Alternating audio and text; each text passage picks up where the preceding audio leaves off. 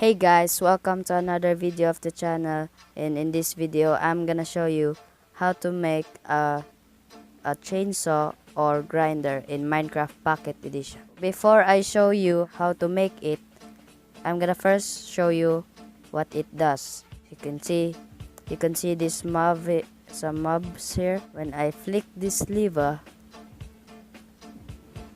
the chainsaw will start spawning, and as you can see, is killing them and they're wiped out. Now let's show you how to make it.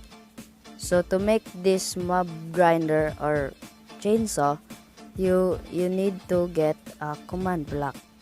You can get a command block just by going to your chat, type in /give@s command_block and then press enter. You should have a command block. Now to make it, you need to dig 2 blocks from the surface, then place your command block and then type in the following.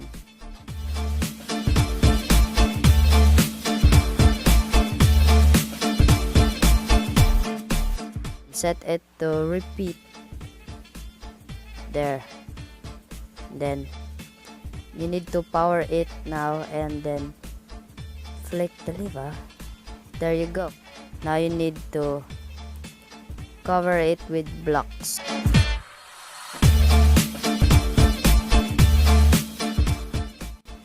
There we go. That's how to make a chainsaw or grinder in Minecraft Pocket Edition. Thank you so much for watching. Feel free to rate, comment, and subscribe. I hope I'll see you in the next video. Peace. Oh, and one last thing. This mob grinder does kill you. Yeah. So watch out.